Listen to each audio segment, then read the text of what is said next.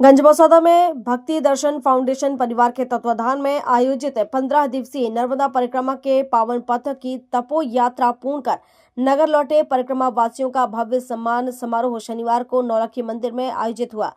समारोह के दौरान विधायक हरि सिंह रघुवंशी ने सभी परिक्रमा वासियों को प्रशस्ति पत्र प्रदान कर सम्मानित किया। इस अवसर पर उन्होंने कहा कि नर्मदा परिक्रमा जीवन को संयम, श्रद्धा और ईश्वर के प्रति समर्पण का मार्ग दिखाती है।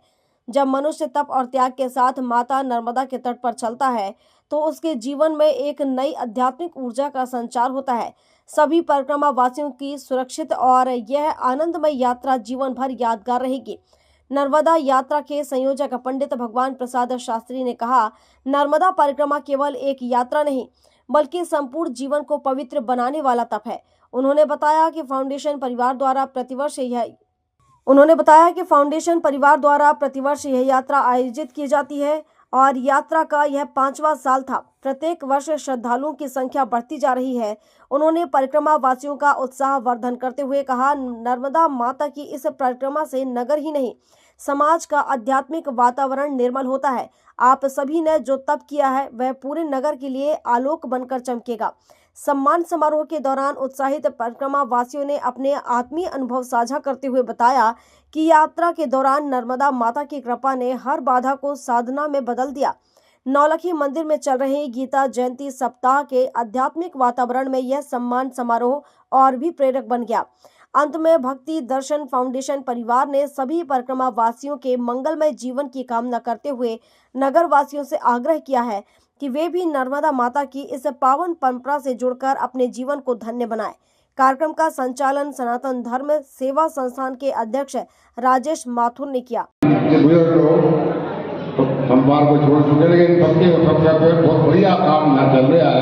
मैं यही कहूँगा, बहुत बहुत बधाई, बहुत बहुत आभार है। देव जी बता रहे थे कि महाराज जी के बारे में कोई बताओ, तो महाराज जी उनके बारे में बताने लायक कुछ है नहीं। बताए सिद्ध संत रहे हमारे बापदा के कि हम अपने मंडल के साथ में थे, उनसे निवेदन किया, कहा कि प्रभु आज का प्रसाद हमारी कुटिया में हो जाएगा।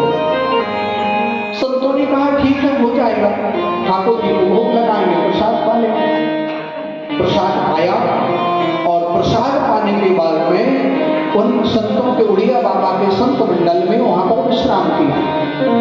विश्राम किया और रात्रि में सभी के मन में ऐसा विचार आया कि ये बड़ा धनवान व्यक्ति है, इसके घर में बहुत सारा धन होगा, क्यों ना हम इसके घर से कुछ चोरी करके धन इकट्ठा कर लें।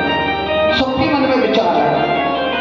पर वो संत थे, भजन का प्रभाव था, अपनी मृत्यु को वो रोके हुए थे।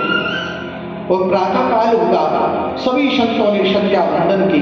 वो संध्या वंदन करने के बाद में उड़िया बाबा के पास हम पहुंचे। महाराज गंजबसौदा से ओम प्रकाश चौरसिया की रिपोर्ट।